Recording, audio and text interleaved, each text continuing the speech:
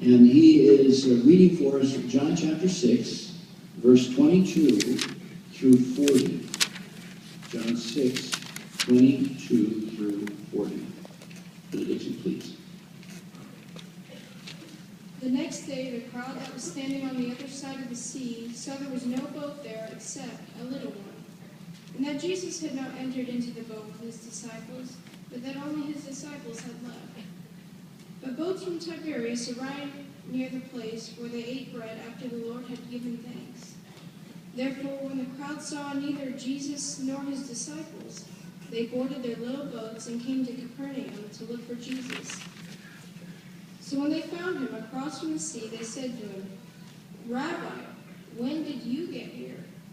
Jesus answered them and said, "Most truly I say to you, you were looking for me, not because you saw signs, but because you ate from the loaves and were satisfied. Look not for the food that perishes, but for the food that remains for life everlasting, which the Son of Man will give you. For upon this one the Father, even God, has put his seal of approval." Therefore they said to him, "What shall we do to do the works of God?" In answer Jesus said to them, "This is the work of God, that you exercise faith in him whom the one sent forth." Therefore they said to him, "What, then, are you performing as a sign, in order for us to see it and believe you? What work are you doing? Our forefathers ate the manna in the wilderness, just as it is written, He gave them bread from the heaven to eat." Hence Jesus said to them, "Most truly I say to you, Moses did not give you the bread from the heaven, but my Father does give you the true bread from the heaven. For the bread of God is the one who comes down from the heaven and gives life to the world." Therefore they said to him, "Lord, always give us this bread." Jesus said to them, "I am the bread of life. He that comes to me will not get hungry at all, and he that exercises faith in me will never get thirsty at all. But I have said to you, you have seen me, and yet do not believe. Everything the Father gives me will come to me, and the one that comes to me I will by no means drive away. Because I have come down from heaven to do not my will, but the will of him that sent me.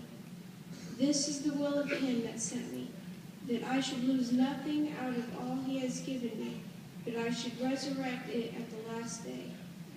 For this is the will of my Father, that everyone that beholds the Son and exercises faith in him should have everlasting life, and I will resurrect him at the last day."